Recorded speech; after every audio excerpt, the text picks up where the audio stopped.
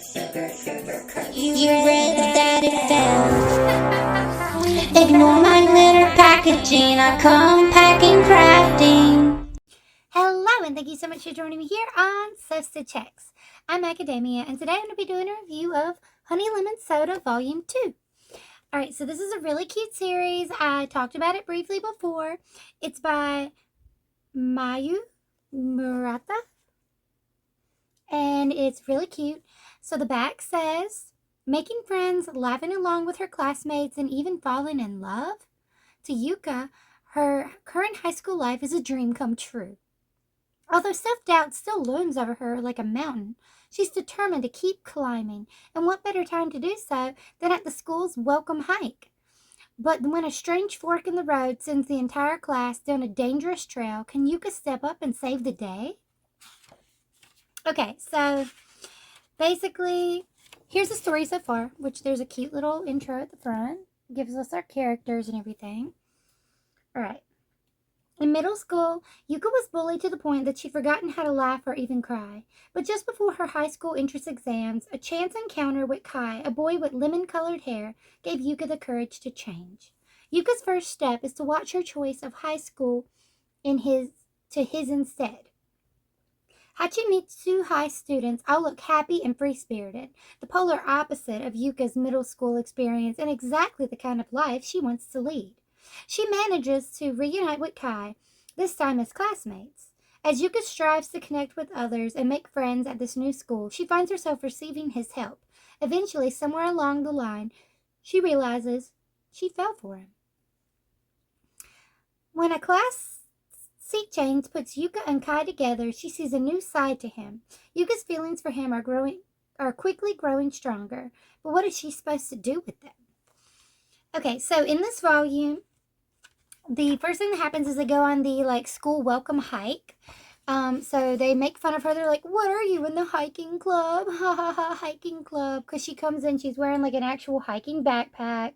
It's filled with stuff. She's wearing her gym uniform instead of the girls in the class are all wearing something cute, or like they're all dressed more like like let's go to the mall or let's go eat together. They're not dressed for like going outside in the heat. Okay, so they do that. But then one of the girls is like, "Okay, well, you're the hiking club member, ha ha ha." And since Kai won't talk to her, this popular girl, Yuka is the one he's only really talking to. She decides she's going to set her up. And she goes and flips the sign. So they go in the wrong direction. All of the other teachers and students go the correct path, which is a simple path that if everyone's dressed, like every day, chill out kind of wear, they'll be fine. But they didn't dress that way. They dressed cute. And the sign was flipped, so they're going a really dangerous path. Like, it's really, really steep. There's a lot more terrain. There's not really a lot of markers. It's more of a harder path, more like experienced hiking trail. It's not an easy one for them to just go through. And they're not going to be able to meet with the adults that are in charge of them because they're separated now. So everyone's freaking out. Everyone's crying. Everyone's thirsty. They're harassing her. They're getting so mad at her because, see, it starts raining. And they're like, "I don't see the classes in front of or behind us." What? And they're like, "It's raining. Stay where you are." "Yeah, but it's pouring." "I get that. But don't run off. We'll get separated." What's with the serious voice all of a sudden? It's not like we're lost, so what's the big deal? Right, Ishimori-chan? They're like, "I think we might be lost." "Say that again?" And they're all terrified because naturally, no one wants to get lost in the woods. I mean, "Huh? You're kidding, right? What do we... it's really coming down." "Don't even. Do you see me laughing? Just shut up. What are you getting all pissy for?" Even though Ishimori-chan kept staring at that pamphlet. It was the map. It was the little pamphlet. "Yeah, hey, get your act together, Ishimori-chan. You're the sole honor student." Yikes. You're blaming Yuka-chan when she didn't do anything wrong? Do you hear yourselves? Did someone change it or something? Like the sign? And everyone's crying. Everyone's freaking out. total meltdown. And like, I understand it's stressful, but I would feel like they're high schoolers now. They should be acting a little bit more mature. I mean, I get it. They're just now high schoolers. They are still children, but like, they're alone. They really need to get it together. I feel like they should have a little bit more sense of, okay, what have we been told to do? Stay put. When you're lost, don't just go wandering off. Don't go freaking out. Maybe you can retrace your steps, but I mean, it might be safer to stay in one place. Either way, she's sitting here looking at the map. She's super upset. Everyone's crying and being so mean to her, so she just wanders off. Ishimori-chan just worries off. So she wanders off, and then Kai finds her and gives her a little hug because she's crying, and it's like, ooh. And when she looks up, she realizes that she knows where they're at now, because in the pamphlet there's this marker that she's able to see. It's the bridge, right? So now she knows where she's at. This whole time also there's been like a secondary mission that everyone's been on, especially the women. Okay, so they've all been looking for this special parting in the clouds that makes a heart out of the trees. And they say if you find it and you take a picture of it, one, it's a cute picture for your Insta, but also if you find it and you take a picture with your love, like the one you care about, or if you look at it with the one you care about, you're destined to be together. And what do you know? She sees it with Kai. Like, isn't that the cutest? Okay. She's like, I'd never dreamed I'd fall in love. So freaking dramatic, girly. Come on. Okay, so they're freaking out, and then they're complaining, and she's like, hey, don't worry. Like, they were all giving her this big hard time, and she's the one with this backpack. Do you know why she had the backpack? They're giving her this shitty time. She gets scared and runs off because they're being so mean to her. She brought the backpack for all of them. People start complaining about, well, I'm thirsty, I'm this, I'm that, and she's like, here you go. Like, you carried that whole backpack with stuff for us, and we were shitty to you? They're like, yeah, I feel like a dick. I'm like, good, because you are. Like, you're being a major twat waffle. But yeah. Okay, so the story continues, and we get to see how all the girls are kind of being, like, shady to her, and it's because, like happened in the first novel, people are being shady because she is close to Kai, and because Kai is the most popular guy in school, that's the one everyone likes. That's why they're being shady. And so you go from there, and they're all talking about, like, well, it's obviously not going to work out because, you're you and Kai is Kai. So, like, but then, well, she ends up getting sick, okay? And Kai goes to visit her, and Yvonne's like, hey, like, we're outside. And you're like, what? Where did you get outside from? Okay, but he talks to her, and they're like, what's your, like, schedule?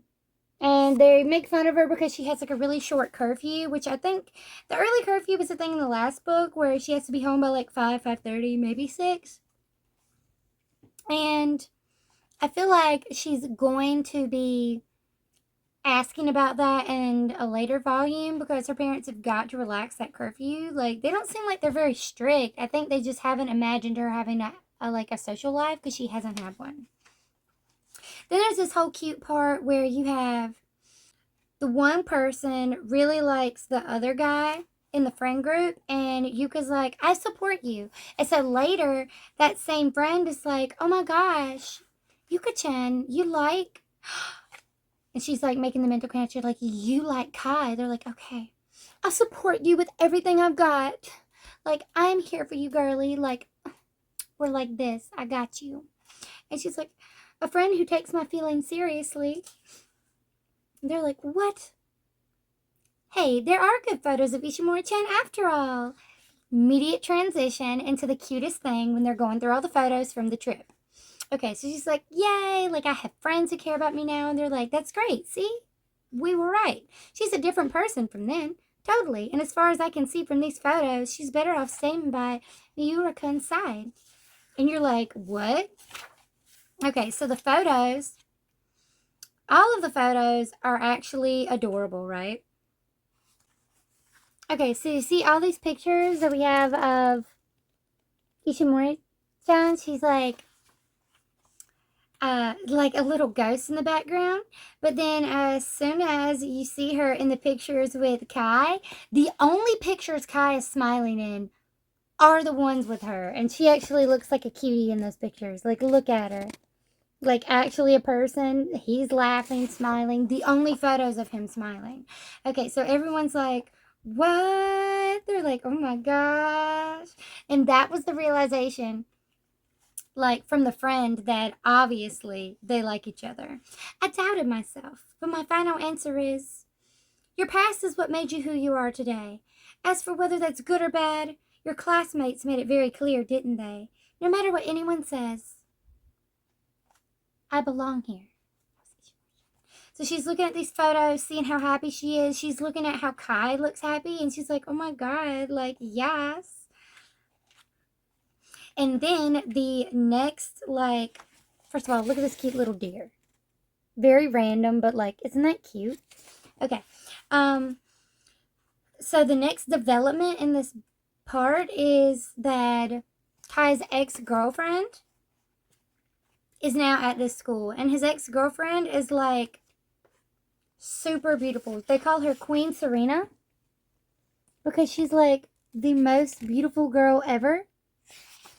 And nobody can really compete with her. Like I mentioned in the first volume, they're like, yeah, I see those two together, and I'm not even going to talk to him. Just like the guys wouldn't even talk to Serena. They're like, she's too attractive, he's too attractive, they belong together. I'm not even going to step on toes. Like, that's just too cute. Like, no drama from my end. I know where I stand. Like, seriously.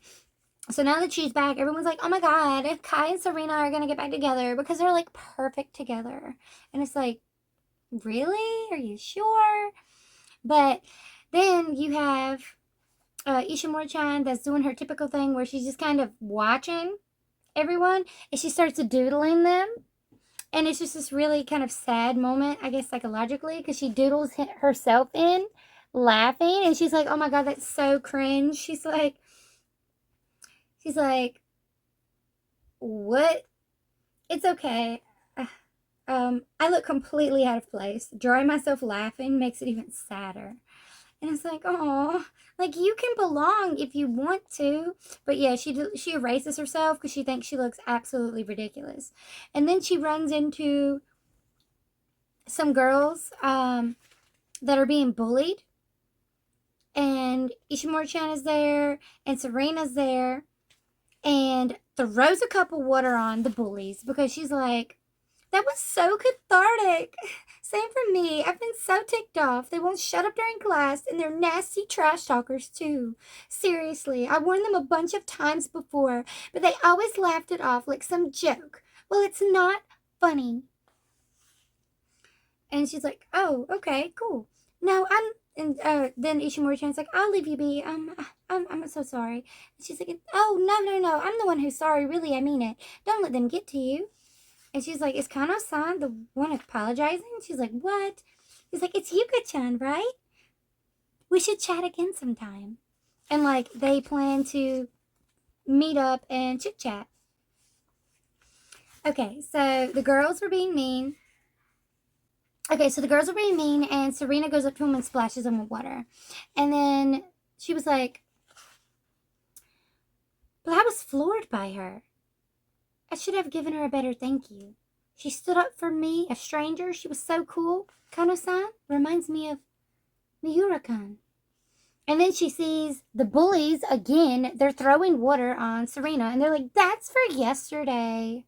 And she's like, who do you think you are? Do you realize we're the ones letting you join our group, right? I never joined your little group. More like, ever since the school year started, since I'm popular with the boys, aren't you the ones who've been following me around, hoping to get my crumbs? They're like, oh, screw you. Go hang out with that loser Ishimori for all I care. And she goes to slap her. But Ishimori-chan runs into the way and gets smacked in the face, right? And they're like, oh my god. And there she is, just standing like a little wounded soldier. And they're like, Yuka-chan, don't worry, I'm used to it. That was originally about my 5 o'clock curfew. All Kana-san did was stand up for me. If you have a problem, you can take it up with me. By all means. They're like, wait a minute. They're like, how scary. And then, cause see, like, she's like barking at him like a little dog. It's kind of funny. And then that's when Kai walks up, being all cute, like a little bad boss, scaring him away. And he's like, you made that loser Ishimori mad at you. Get a clue. She just looks so sad. Repeating some of the phrases that they said, and then they're up there like, we're so embarrassed. Like, oh my God, he saw us bullying, and he already told us to stop once. Like, oh my God, we done messed up. And they're like, the teacher comes up and is like, all right, what's going on here? And they're like, that sucks. What a pain. You took the words right out of my mouth. Next time, call for me. And that was Kai. And then he's talking to Serena, and he's like, gives her his jacket, and you're just like, what? Completely breaking Ishimori's heart. She's just like staring like, hey. She's like, Kai, I don't need this. Excuse me. Oh, great. Here we go again with your strong and silent act. No, seriously, come on, Kai. Yuka-chan, is your cheek okay? That's the other dude. Going over him, she's like, this is nothing. Ask anything. I won't ask anything because it's none of my business. I wonder why they broke up. I don't know the first thing about it. The topic must be off limits. To anyone, the person who could be sketched in next to them isn't someone like me. And it's implied that it's Serena. Also, look at this adorable little bee. Do you see that? That is like the cutest. But so, yeah. So most of this volume was about the drama of her being bullied some more, her being the actual hero here, even though people bullying her almost got like the whole class lost in the woods where something bad could have happened. And I'm pretty sure they're going to punish that girl, but like I would have gotten her in big trouble because she could have gotten everyone seriously injured or like really bad loss, and someone could have gotten like either injured or died. Like, you don't know. I mean, you don't know how deep those woods are. I don't know where those woods are. And the kids don't know where the hell they're going. So, like, and you separated them from the teacher. So, she would have been in massive trouble. I wouldn't have even been able to function. I would have had to make her, like, apologize to the whole class, to the whole group that went. Like, it would have been so embarrassing for her. And she would have had to do so much community service and something else. I don't know. I would have been so disappointed. Her parents would have been disappointed.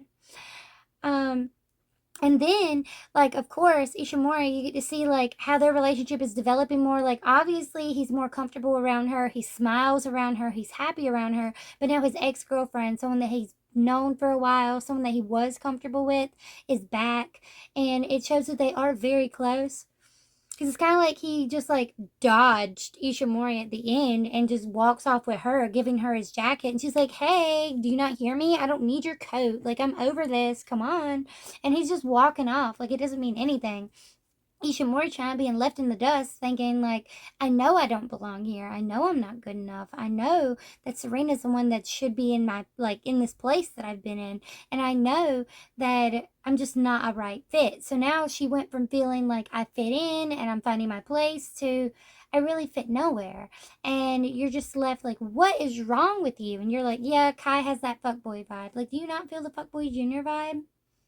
It's just, it's giving and not in a good way. Like, it's taking at this point. But yeah, so this was volume 2. I really like this story because I like trying to see the introverted type coming out of her shell, trying to be more open, trying to be more, like, out there. And I really relate to that idea. And so, yeah. All right, thank you guys so much for watching. I hope you have a wicked evening, and I will see you here next time with volume 3.